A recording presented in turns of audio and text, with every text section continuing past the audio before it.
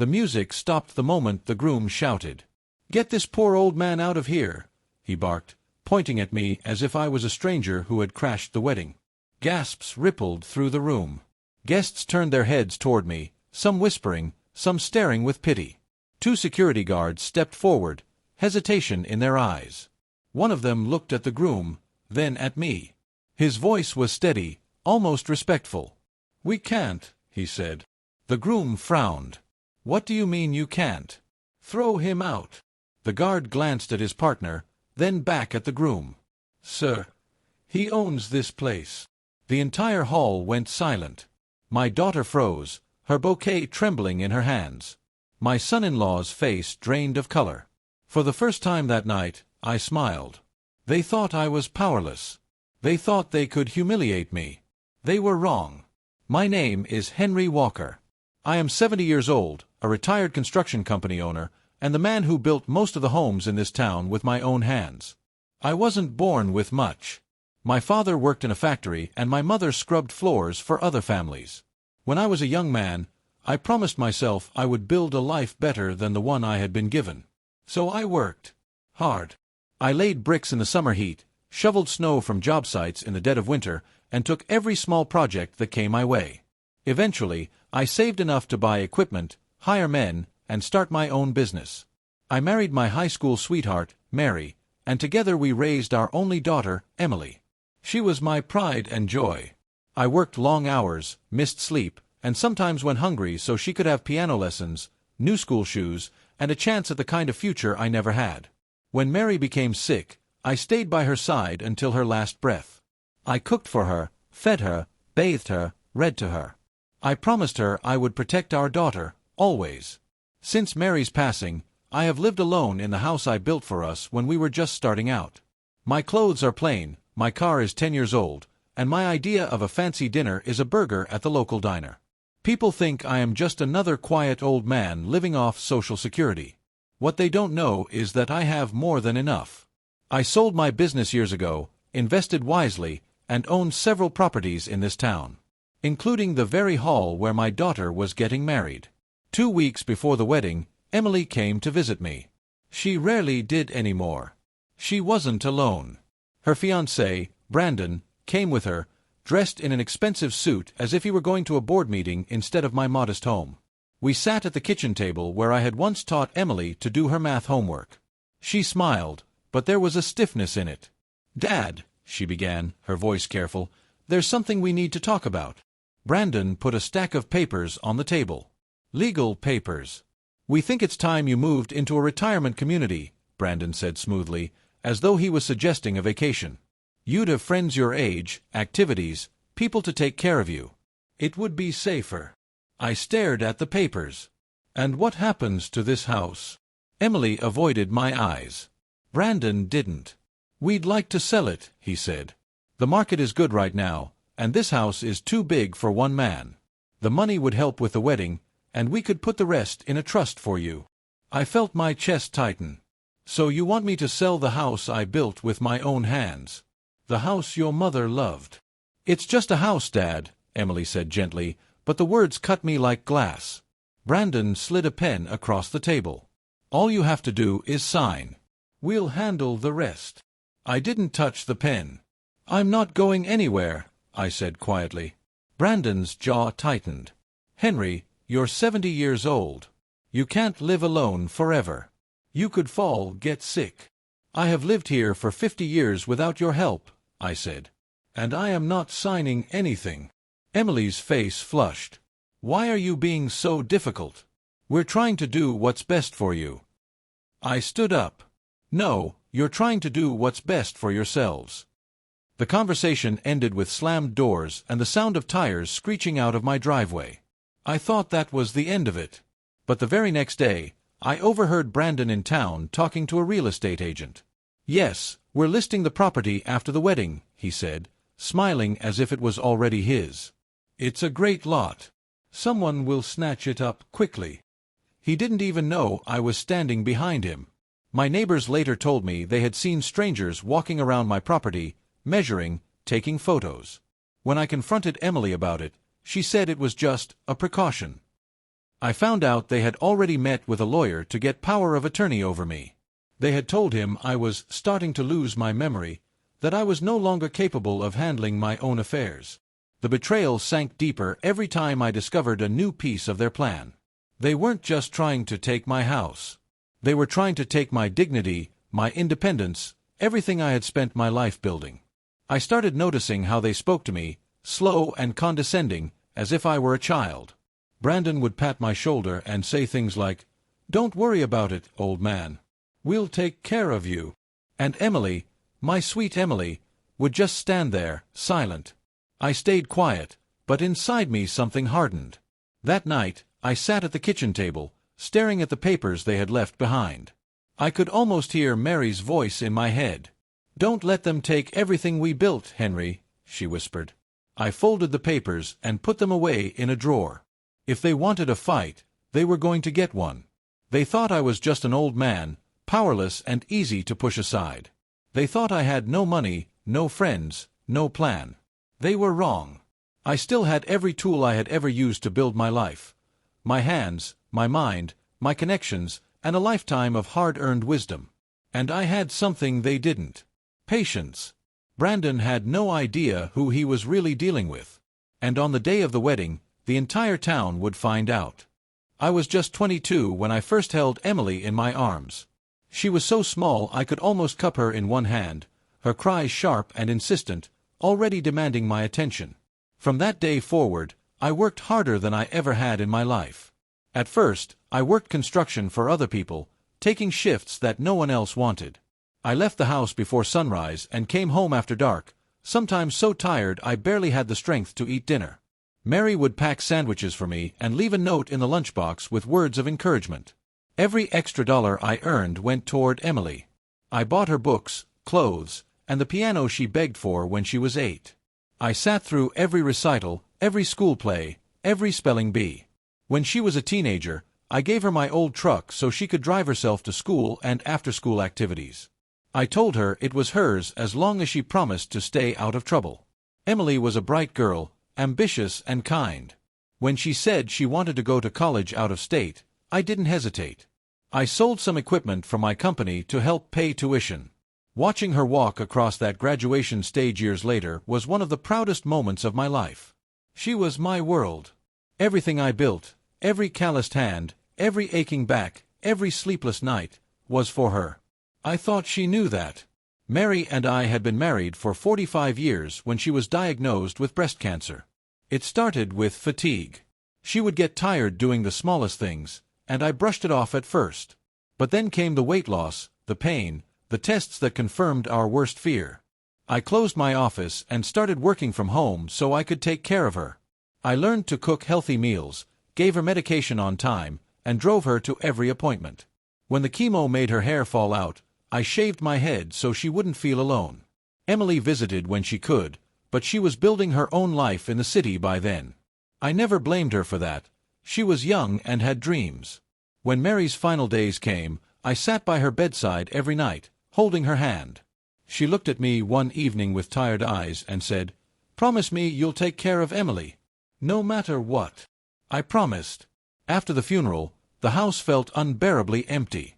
Mary's favorite chair stood in the corner like a ghost. The smell of her perfume lingered in the air for months. It was Emily who convinced me to keep going, telling me I still had a purpose.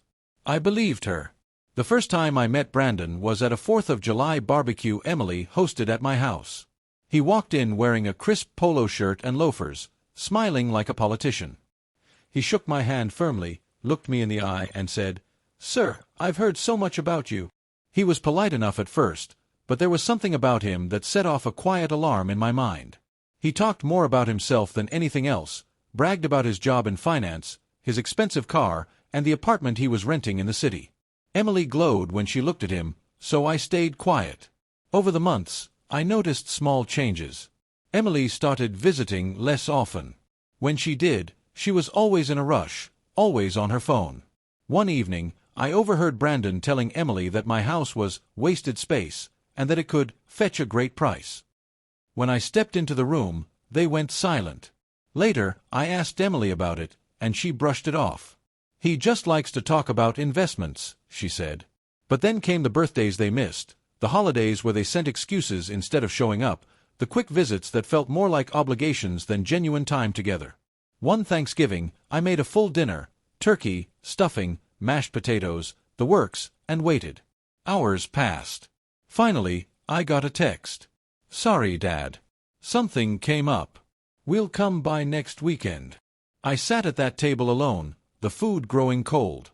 I tried to talk to Emily about it one night, tried to tell her I missed her. She said I was being too sensitive, that she was busy, that I needed to understand she had her own life now. I told myself it was normal. Children grow up, they drift away.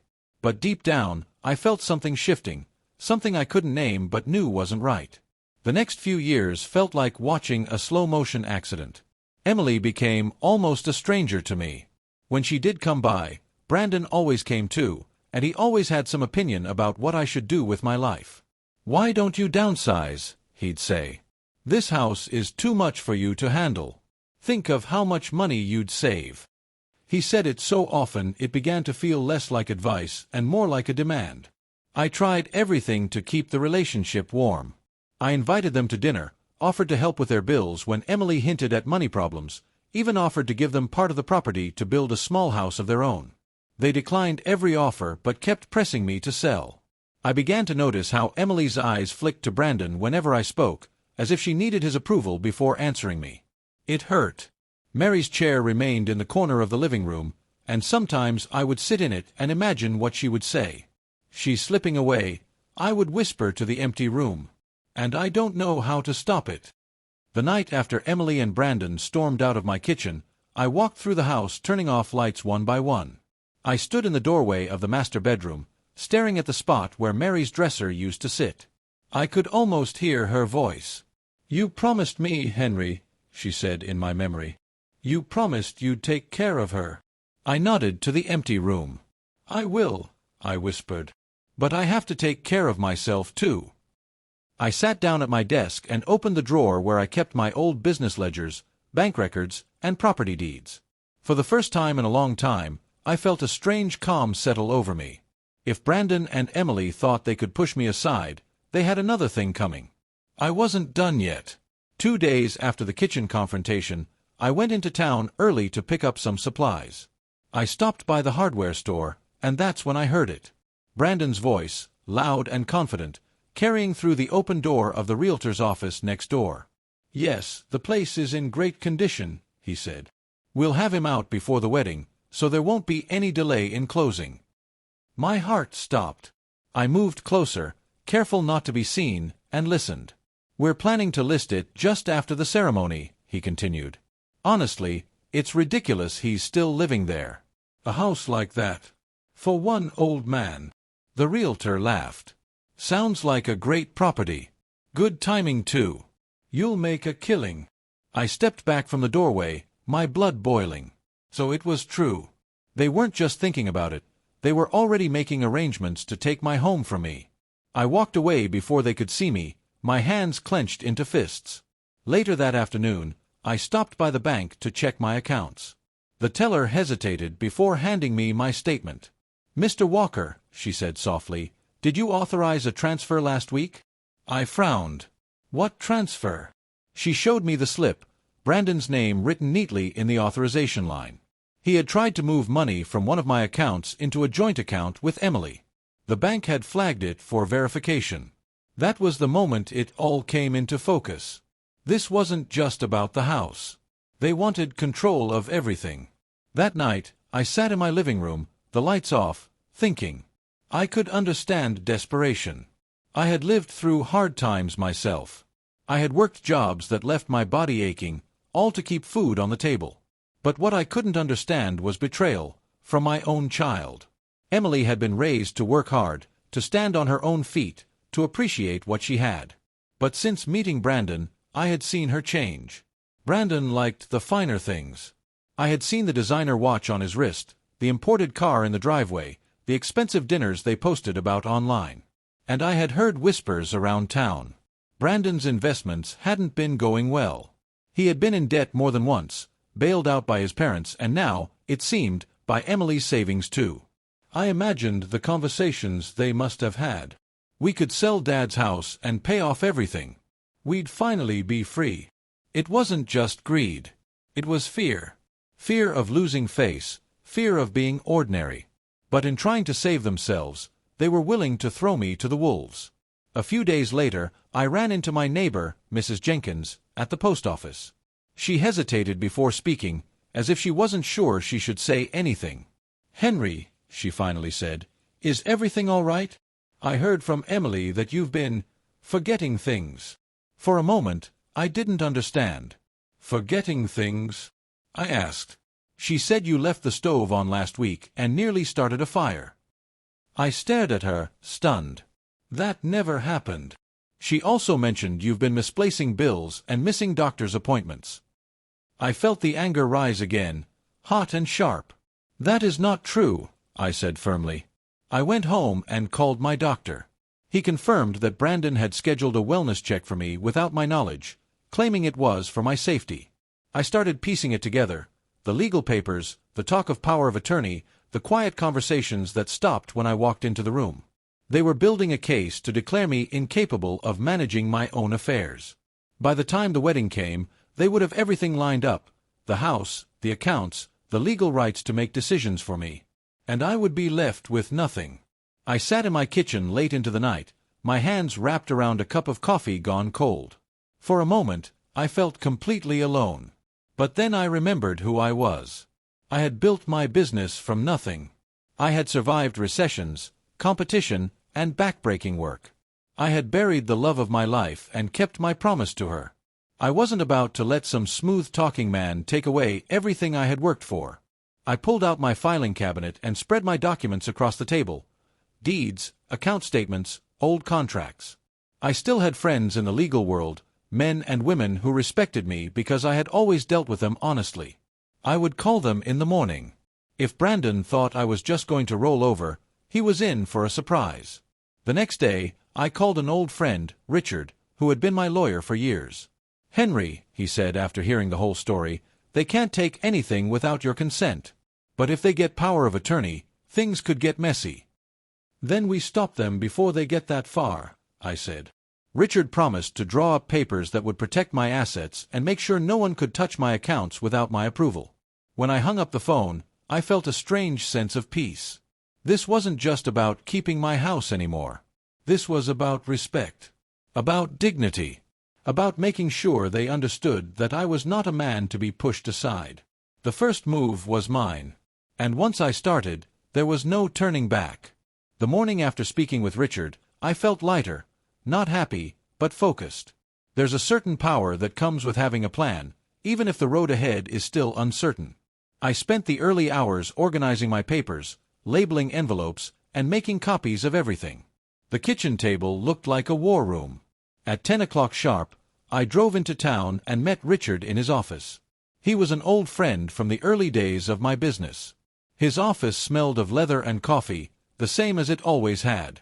"Henry," he said, standing to shake my hand, "it's good to see you, though I wish it were under better circumstances." I handed him the folder I had prepared. "These are all my property deeds, account summaries, and my will.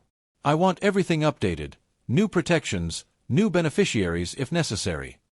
Richard nodded, scanning through the documents. "You're smart to do this now," he said. "If they're planning to move quickly, we'll stay one step ahead. I'll make sure there's a clause preventing any transfer or sale without your direct approval. And I'll lock down your accounts so no one can authorize anything on your behalf." I felt a wave of relief. This was the first real step in taking my life back. "Good," I said. "And Richard, I don't want them to know what I'm doing.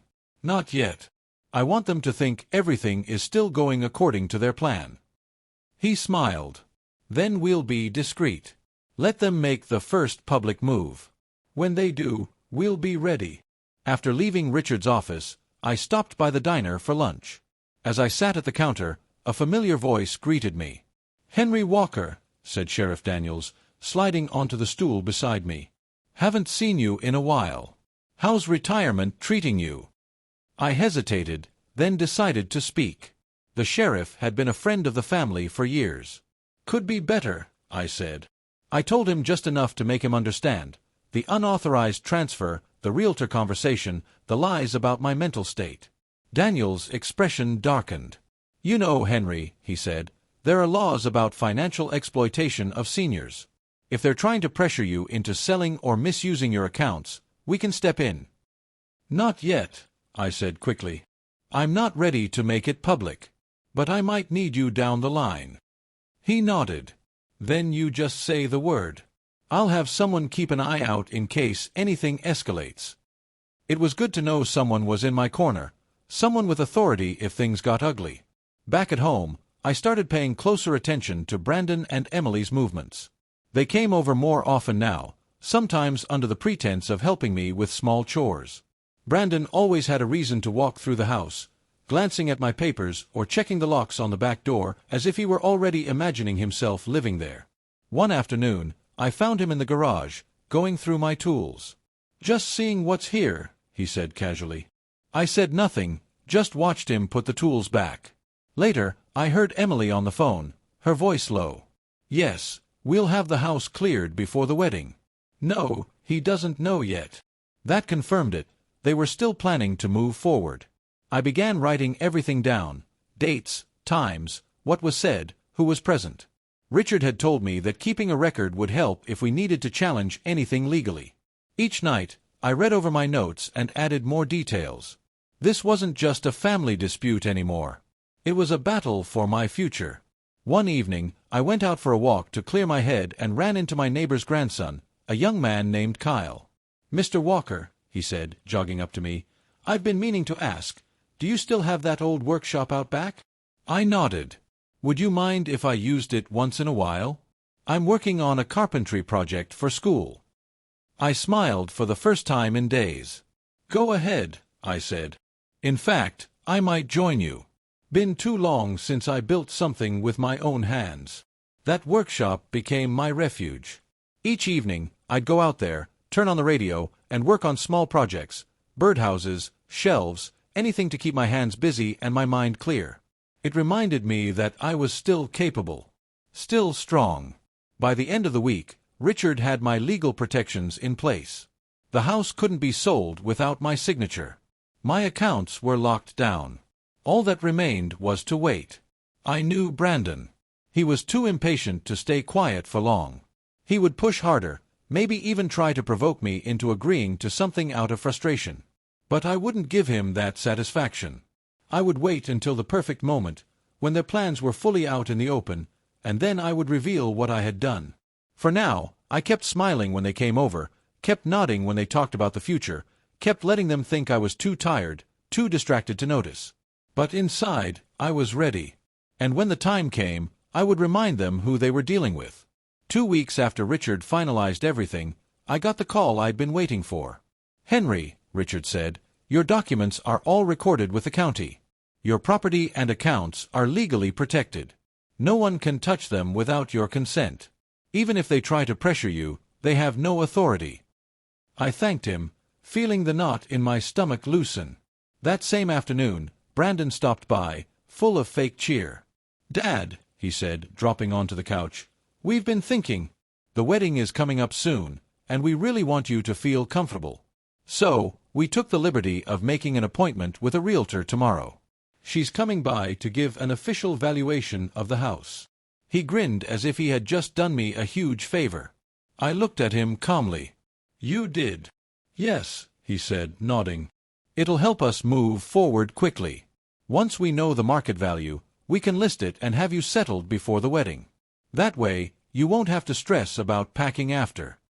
I smiled faintly, letting him think I was still considering his plan. "All right," I said. "Let's see what she says." The next day, I greeted the realtor politely, letting her walk through the house, clipboard in hand. When she finished, she started discussing listing options. That was when I calmly handed her a letter, a copy of the legal document Richard had prepared. "This property cannot be listed, transferred, or sold without my written consent," I said. "And I am not consenting."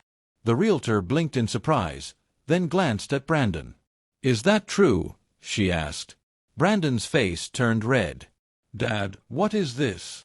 "This," I said evenly, is me protecting what's mine. Brandon stormed out without saying goodbye. That night, Emily called, her voice cold. I can't believe you would embarrass Brandon like that, she said. Do you know how much time we've put into planning this move? I didn't ask you to plan anything, I replied. You're being selfish, she snapped. We're trying to build a future here. You don't need that big old house. It's too much for you to take care of. I'm managing just fine, I said. There was a long pause, then she hissed, fine. But you can't stop us forever. When she hung up, I sat at the kitchen table for a long time, staring at the phone. They were angry now, really angry. But I wasn't afraid anymore. For the first time in months, I felt steady. The next Sunday, I went to church as usual. After the service, several neighbors approached me. Henry, said Mrs. Lawson, I heard Brandon's been telling folks you're having memory problems. Is everything all right? I felt my jaw tighten. My memory is fine, I said. I've been driving, managing my home, cooking my own meals. If you ever hear anything different, I'd appreciate it if you came to me directly. Word spread quickly after that. The next few days, I had people stopping by just to check on me. They stayed longer than usual, chatting and laughing, seeing for themselves that I was perfectly capable. It didn't take long for the whispers to shift, not about me, but about Brandon and Emily. Did you hear what they tried to do to Henry? One man said at the diner. Planning to sell his house before he even agreed? I didn't have to say a word. The community did the work for me. A week later, I overheard Brandon on the phone in the backyard. No, we can't make the payment this month, he said sharply. We're waiting on funds to free up. He paced back and forth, rubbing the back of his neck. Yes, I told you, the house sale got delayed. Just give us another 30 days. I stepped away quietly before he saw me. So that was it. This wasn't about helping me. This was about saving themselves. And now, with the house locked down, they were running out of time. 3 days later, Brandon showed up again, but this time, he looked tired, almost desperate. Dad, he said, sitting heavily at the table, I know you don't trust me right now, but we really need to talk. Emily and I are in trouble. I folded my hands and waited. We have some debts, he admitted. Big ones. We thought selling the house would solve it, but now. I let him talk, offering no sympathy yet. When he was done, I said quietly, Brandon, I am not responsible for cleaning up the mess you and Emily made. But I am willing to listen, if you start telling me the truth. For the first time, I saw doubt flicker in his eyes. This was the first small crack in their plan.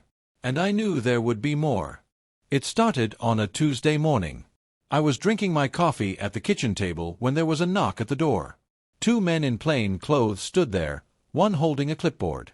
Mr. Walker? The taller one asked. Yes. We're here to conduct a wellness check. We received a report that you may not be able to live safely on your own. My stomach went cold. Emily. I let them in, showing them the spotless kitchen, the freshly mowed lawn out back, the bills neatly stacked on my desk.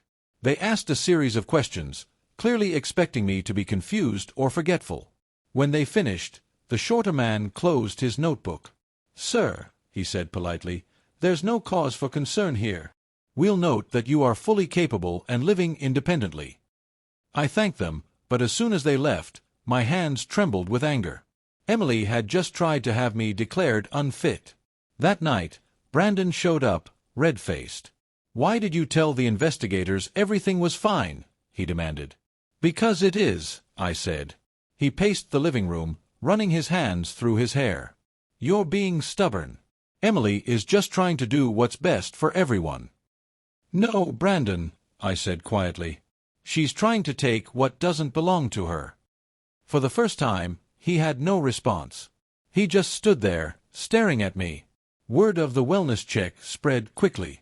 Mrs. Lawson came over with a casserole, insisting I not be left alone after such an insult. This town knows you, Henry, she said firmly. You've lived here your whole life. You kept the community center open when the funding ran out. You coached half the kids in this county in baseball. Nobody believes you can't take care of yourself. The next day, Sheriff Daniels stopped by. "I heard about the visit," he said, his voice tight. "Henry, I need you to know, if they try this again, you call me directly." That was out of line. It felt like the tide was turning. The town was on my side now, and Brandon and Emily were quickly losing control of the narrative they had spun. But I also knew this would make Emily more desperate. 2 nights later, I heard shouting outside. I opened the door to see Brandon and Emily arguing by their car. "You're making this worse," Brandon shouted.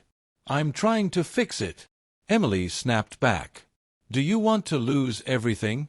Because that's what's going to happen if we don't act now." I stepped outside. "Brandon," I called. "Come inside. We need to talk." Emily glared at me. "No. He stays out here." But Brandon followed me in, closing the door behind him. He sat at the kitchen table, head in his hands. "Dad," he said, his voice cracking, "we're drowning. We maxed out every credit card, took out a second mortgage, and Emily," he stopped himself. "And Emily what?" I asked quietly. "She took out a personal loan without telling me," he said. "She was counting on selling this house to cover it." I let the silence stretch. "Brandon, you've let this woman turn you against your own family," I said finally. "You lied about me to strangers. You tried to take my home. That's not who I raised you to be." He didn't look up. "I know." It was the first real crack in his armor. The next morning, Emily came storming over, furious. "How dare you turn Brandon against me?" she shouted. "I didn't turn him against you," I said calmly. "You did that yourself." She opened her mouth, but I held up a hand. "I know about the loans, Emily. I know about the second mortgage. And I know you tried to have me declared incompetent. If you try anything else, I'll make sure the sheriff has every piece of evidence he needs." For the first time, she looked shaken. "You wouldn't," she said. "Try me," I said. She turned and left without another word. That night, Brandon came back one more time. "Dad," he said quietly, "I told Emily I'm done. I can't keep living like this. I'm going to fix it, whatever it takes." I looked at him for a long moment. "You have a lot to make right," I said. "I know." Outside, I could hear Emily's car start. She drove off fast, tires screeching. I knew she wasn't finished. But now, for the first time, Brandon was no longer on her side. The battle wasn't over. But the balance had shifted. And when the final confrontation came, I would be ready. 3 days after Emily stormed off, I received a call from Richard. "Henry," he said, "we're ready. I've scheduled a meeting for Saturday at my office. Brandon and Emily have been invited, along with Sheriff Daniels as a witness. It's time to put everything on the table." I agreed, feeling an odd calm settle over me.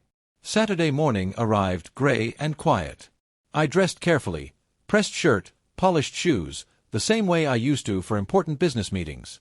When I arrived, Brandon was already sitting in the conference room, looking worn and pale. Emily sat beside him, arms crossed, her chin tilted in defiance. "Let's get this over with," she said as I took my seat. Richard spread out the documents on the table. "Today," he said evenly, "we are here to clarify Mr. Walker's legal and financial standing, and to address any concerns regarding his ability to manage his own affairs." Sheriff Daniels leaned back in his chair, watching quietly. Richard slid a thick folder toward Emily. "This," he said, "is the record of Henry's property deeds, bank accounts, investment portfolio, and legal protections. As you can see, everything is in good standing and under his direct control." Emily's face flushed as she flipped through the papers. "So that's it," she said. "He's just going to sit on all this while we drown?" "That's not your decision to make," Richard said sharply.